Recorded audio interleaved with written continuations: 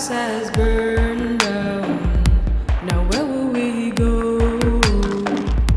Our house has burned down. Now where will we go? Now where will we go? Now where will we go? The invisible magician has cast a spell. Moonstruck on the edge, get me out of this hell. Get me out of this hell. Get me out of this hell. Get me out of this hell.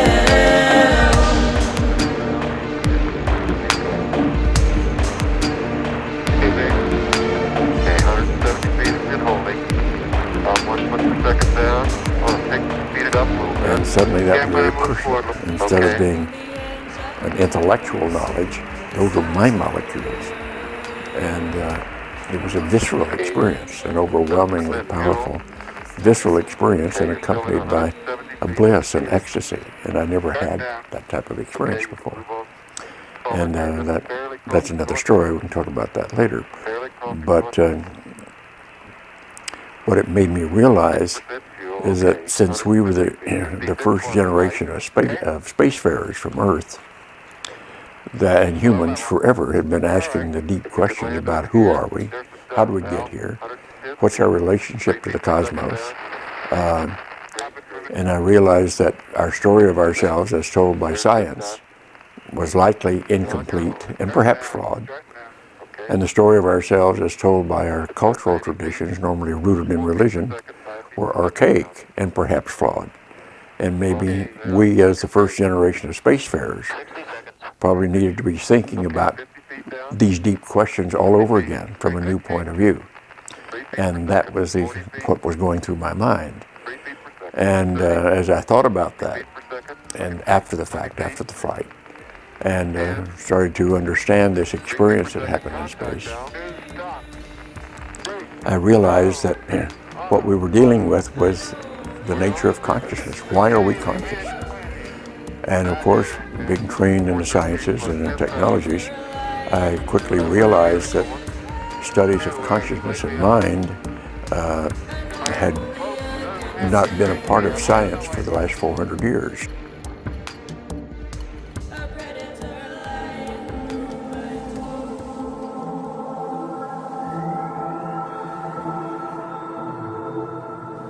We are poisoning the air, poisoning the land, poisoning the water. We're consuming the Earth's resources at an unsustainable rate. And it's also something that drives a lot of the conflict that we see in the world, because we're being taught that not only are we just machines made of matter, evolved apes, we are machines made of matter in competition with each other for survival. Partially, at least partially, what lies at the root at the very intense levels of conflict that we see on all levels of human society. There's conflict among individuals, conflict among races, conflict among nations, conflict among classes, conflict among religions even. So I think the solution to all those problems lies in developing a new sense of self, a new identity, getting new answers to these fundamental questions. Who am I and where did I come from? I think the alternatives to the current materialistic answers to those questions lie in a more spiritual direction. So the real answer to the question, who am I, is I'm a being of pure consciousness. I'm not a machine made of matter in competition with other machines made of matter for survival. Actually, not only am I a being of pure consciousness, you're a being of pure consciousness, and everybody is ultimately a being of pure consciousness. You know, we should be trying to satisfy our material needs, cooperatively in the most simple, natural, and efficient way possible while trying to elevate our consciousness, putting most of our human energy into that. So the balance between those groups is what determines the kind of world that we experience.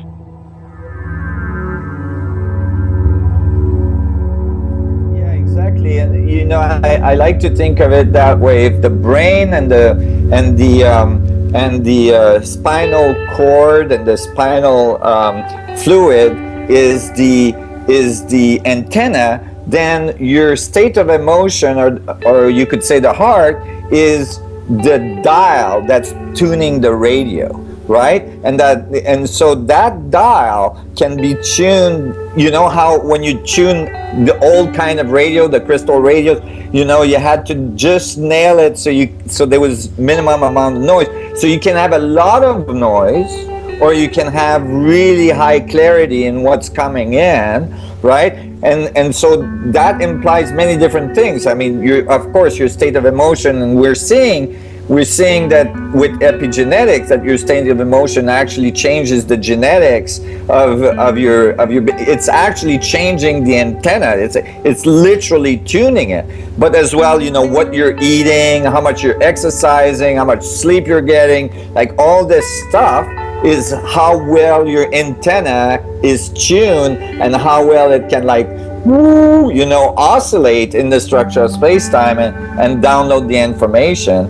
And as a result, how much influence you have on the morphogenetic field, you know, and how much you can influence your own life to produce a feedback effect from the universe that is most desired.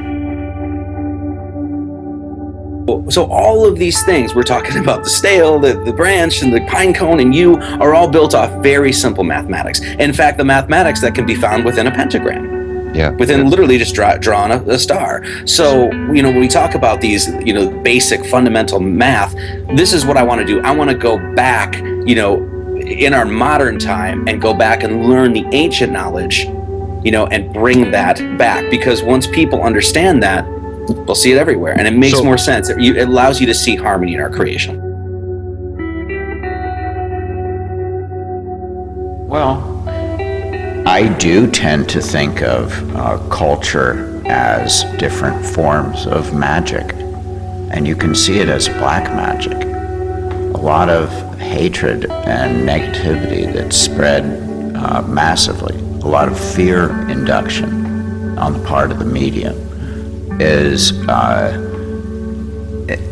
it's like black magic. It's casting spells and hexes into people's minds. It's giving us a sense of hopelessness instead of a sense of what's possible. So it's necessary to know where we are at.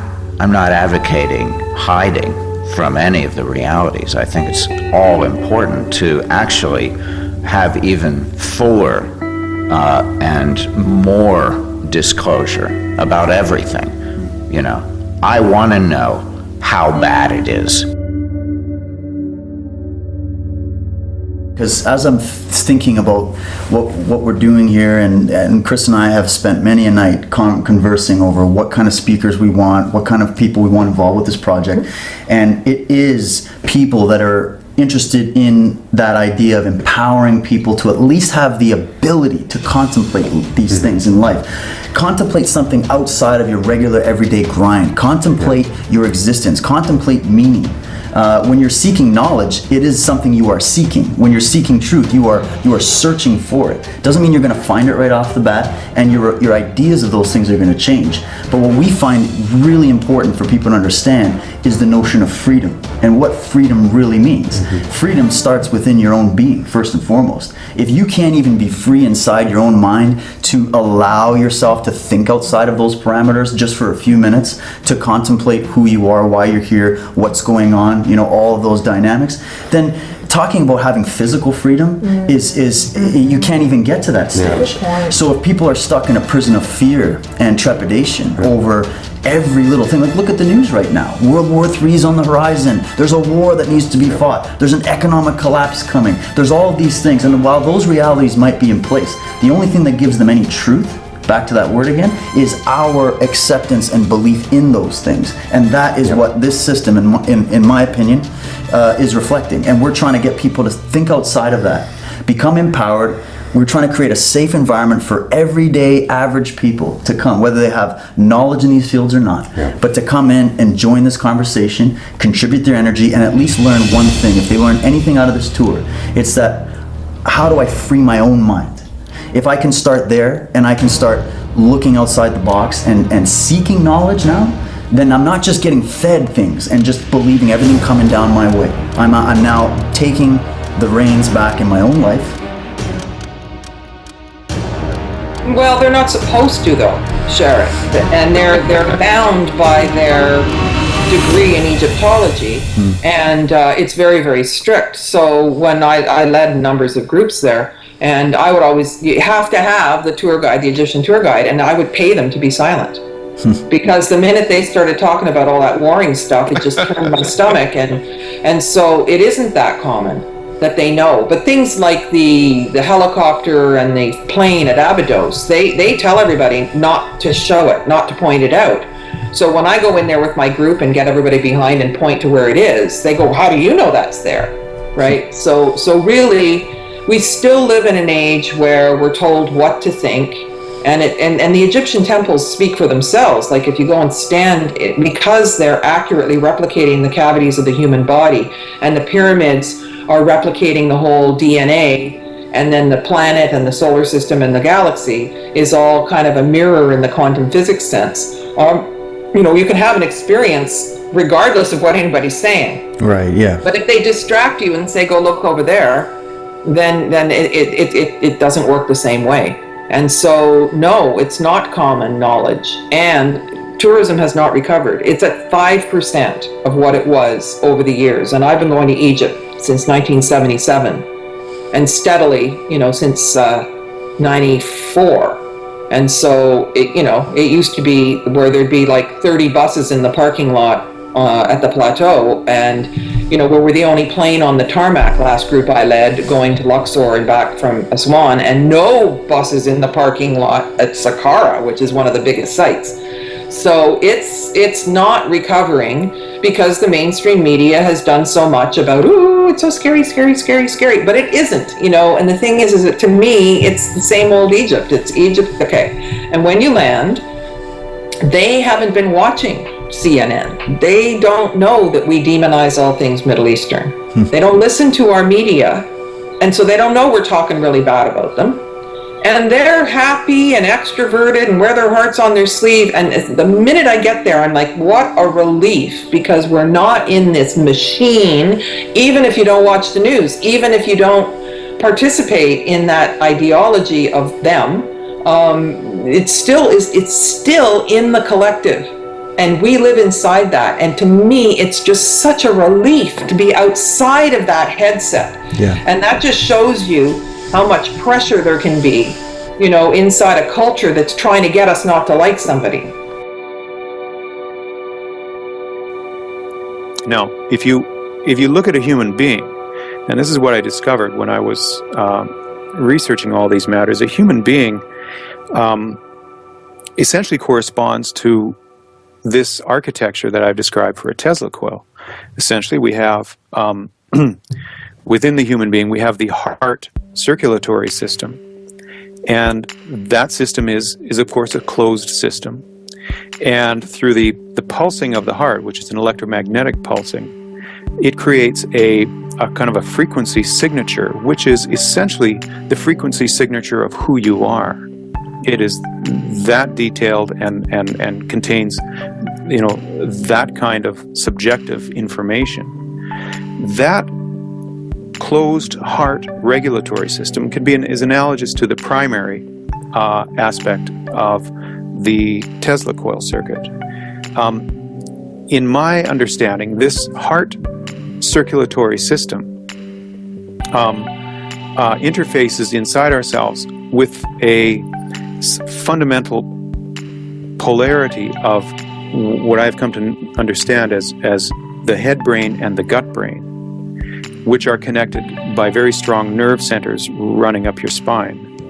Now, the head and gut, many people probably don't know, but when you are developing as a fetus in your mother's womb, the head actually splits off from a larger neuronal mass, then floats up and becomes the head. The other part, which is the other half of that neuronal mass, it floats down and becomes your intestine. Now, the intestine is a coiled unit. It's very, very different from the brain, from the head brain. But both are brains. Both are made of neuronal circuitry. But they are fundamentally opposite in their configuration, so that you have this, again, this fundamental polarizing going on within the brain-gut system, which, in my understanding, and relating this back to a Tesla coil, corresponds analogously to the secondary open circuit system of the Tesla coil. So it kind of struck me that wow, the human architecture is this closed open architecture, and by open system I mean and these realities are becoming more demonstrated and documented as time goes on. But we have many so-called paranormal effects where people they hear something, they see something internally, they get ideas and visions they can't explain as coming from without, etc., etc. So we seem to be tapped into the rest of the universe by some means, and I think in my discoveries of applying, let's say, this Tesla coil analogy to the human architecture, I think I've discovered basically how all that works in its most general terms. And so the idea that like the cat is alive and dead in superposition inside the box, the Schrödinger box, and it doesn't reach its final state until you open the box and look at it, is very much human-centric. The idea that, because it assumes that because the cat is in a box, that it's isolated from the rest of the universe, where what I'm saying is that actually the universe is not confused about the state of the cat, just the human that's beside the box. And if the universe is requiring that you have a live cat, it will give you a live cat. And if it's requiring that you have a dead cat, it will give you a dead cat. And so the idea that you can isolate systems and analyze them that way is inaccurate, and that's why we run statistics, because the complexity is so high in the individualization that we can't figure out where the particle is. So let me give you a better, I believe, and this is emerging finally after 25 years of me saying this, finally this is emerging. I'm thanking the universe for that one. Pilot wave theory is much more accurate description of the double slit experiment. That is, that you can explain everything that happens in the double slit experiment, including the observer, by understanding that particles are actually moving in a field. So of course, if you have a particle that's moving, in a field, it makes waves as it moves, just like a boat makes wave on the water. So people at MIT starting in France, but eventually people at MIT put, a fluid, it's a silicone fluid with silicone beads, and then vibrated it and put the double slit, and they got all the same result with fluid dynamics. Yeah, there's a, as you said, like exoteric and esoteric, there's a metaphysical and a physical aspect to numbers. There's no question that there's a qualitative or a quantitative study of math, right? An engineer will tell you, of course there is, right? I'm gonna make something square, it's gonna hold this much weight, it's like, and you crunch all the numbers and you figure that out.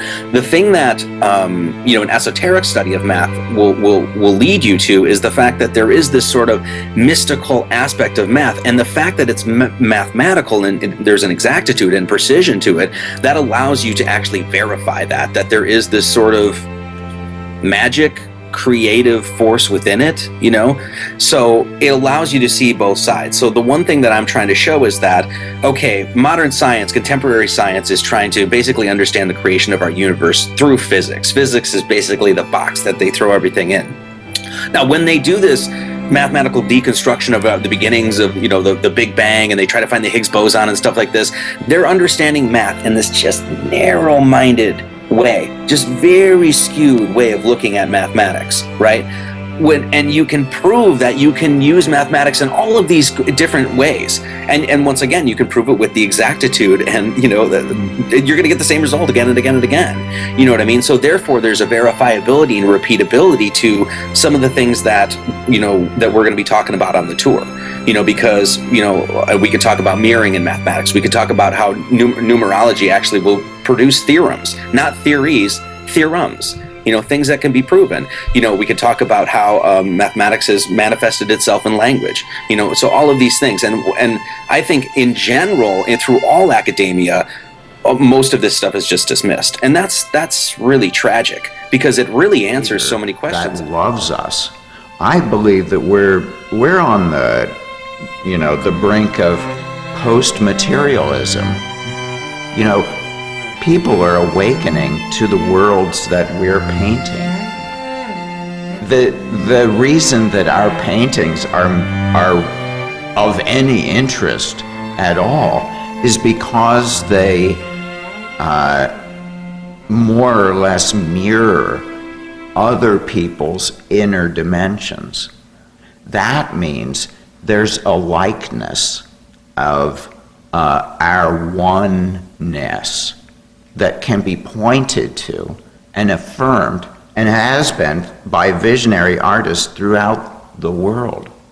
Our notion is that this is the seed of a understanding of creativity as spirituality, and as a way that all great wisdom traditions have related. They've all used creative expression. And it's our oldest link with our ancestry in the caves. You know, this is the first touch that we have of our humanity, and perhaps our quest for leaving a message and creating with people beyond themselves and things, with working with the spirits and with spirit. And I had seen it before. This thing is the image that is known for the labyrinth. And if you look at the center of it, and it's the legend is it's all at once a labyrinth, a brain, and a pyramid. And so it's my conviction that these are multidimensional ideas, signatures, symbols, about biology and cosmology and astronomy and archetypes along the edges here. And it's, you know, it hasn't been deciphered. And this was a copper engraving that was done in 1670. Well, pattern comes from the word pater, and pater means father. So pater is Latin for father, and it's where we get the word pattern. So when we talk about the sacred aspects of these sort of things, right? We have to realize when the ancients were mystically and poetically saying, "Our Father, who art in heaven," well, that's exactly, when you break it down like etymologically and look at the roots of these words, that's exactly saying that the patterns who artistically created. Do you understand that? You know, because that's literally what the words mean. So when we talk about geometry helping you come to understand the patterns, which are the father, this creative force in creation, right? Right, yeah. When we talk about the chicken and the egg, what came first? Well, there's an answer to that question. There's a direct answer to that question. How many animals or species lay eggs? Birds, fish, snakes, right? All these things lay eggs. How many things lay chickens? Chickens.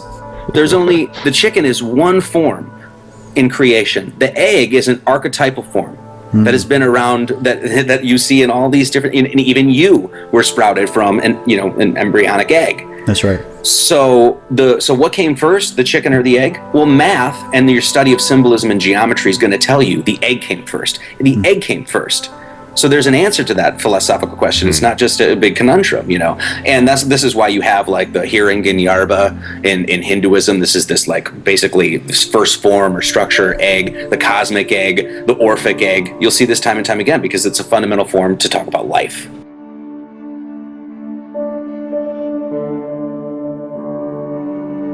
So you're saying crop circles then they're for everybody, but embedded within the message or the symbology of the crop circle, it can influence people that are on different aspects of their individual journeys. So a highly advanced spiritual person will receive what they need to get out of that one particular message, whereas a newbie or someone just breaking into the field and discovering themselves for the first time will get their message out of that same crop circle. Okay. And you, looking at a crop circle, filling your field with what you believe it is, in 3 years you're going to look at it and see something very different. Oh, okay. Yeah, that's interesting. And it doesn't mean the message changed, No. it means you've evolved. But the message itself, a picture's worth 1,000 words, a crop circle is a picture. It is. Right? So you revisit that again and again and again, you'll tease out more information from it as you evolve as a conscious individual. Right. Okay, wonderful. Another thing about the patterns, no matter if it's a code or a geometry or a pictogram, a lot of them are symbols. Just a symbol where you'll see the triangle, you'll see the circle in the square in the circle, you'll see, you know, the eye of Horus. But when they give us symbols, what they are compressed files of tremendous amounts of ancient wisdom. So when we look at a pyramid or a triangle, it does something to the mind where it's like the word Christmas. Okay. Where you go, it's just a little word, it means a tree and presents under it, but it also means shopping and food, and you know, so like one little word has all these meanings. So when you look at a symbol, it wakes the brain up to all this information. So a lot of them are just compressed files. I got this from Mary Rodwell. She talks about the symbols on spaceships that she gets through a lot of her contactees. I just loved it. I just think that the compressed files really make sense. It does make sense. It's an instant thing when you look at an image and you go, boom, in your brain. And you come up with all this data. It's like, where'd that come from? Why did it tell me so much? It's just a symbol, but it's also in the pyramid, and it's also in the Nazca lines, and it's in a crop circle.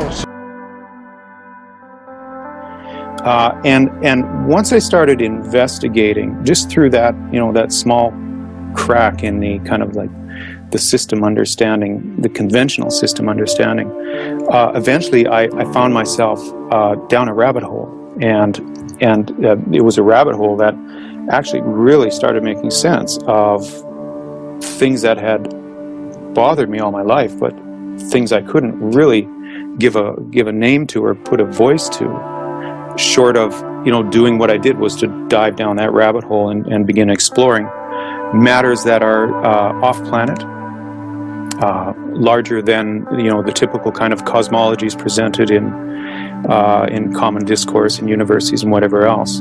And you're right, I have had experience in a lot of the institutions here, at least in Canada, and at a very high level. Like most of my work was either could be categorized as very high or at the very highest level of the institutions in which I worked. And I never, you know, working in those places didn't solve those questions for me. So that was an interesting part of the backdrop that informed my wanting, you know, to take a look outside the institutional realities that I had experienced from the inside. But each of the 100 trillion atoms, right? And then from the solution we're finding for the proton, the nucleus of the atom is made out of trillions and trillions of little Planck spherical units, which you can think of as little bits of information. And so there's this incredible information network going through these micro wormholes in the structure of space-time that are being discovered now, you know, by some of the greatest physicists on the planet, like Saltzkin and others, that are showing that actually entanglement between particles is the result of wormhole activity in the structure of space-time. And so, like, the whole thing is talking to you, and you're talking back. And it's just this incredible miracle of creation, and it's just an amazing thing. And to discover it and to realize that it's there is critical to our consciousness and our awareness and our capacity to produce what we want. So this is what I think awakening people are seeing. They're trying to see beyond the divisiveness of warring factions. Makes and every other fight seem pale. By comparison, it doesn't seem as important. A distraction. Right. Truly a distraction and a kind of arguing at the precipice rather than being focused on turning the ship around and, pointing out the positive things about humanity and the web of life that are so beautiful and so much an expression of a creator that loves us. It's really it's profound. I think everybody thinks that the universe happens or experiences happen to us. Actually, what we have to get our heads wrapped around is it doesn't happen to us. It happens through us. It happens inside of us, and it happens alongside of us. So we're walking hand in with us, and we're walking hand in hand with this. So nothing's external. Everything's internal, and we're expressing that. And that's basically, like you said off the beginning, and it's like an analogy is we're basically reflections of the universe, each and every one of us. And we have to be careful though. Everything is internal, is not a complete statement. Everything is internal and external to any frame of reference. Meaning that, you would say, well, it's external to me, but it's internal to the universe. So, depending on the frame of reference. So what I'm meaning by that is that, yes, we are creating our reality, but yes, reality is creating us at the same time. So we're in relationship to the whole thing. Right. So you might intend something, but because all of the rest of the things that are going on are, have an influence as well, you might not exactly get what you expected. But you'll get what you needed, though. You'll get what you needed. Yeah. Exactly. So that you can learn. Because if you got exactly what you expected to intend every time, you would stop learning. The universe would end.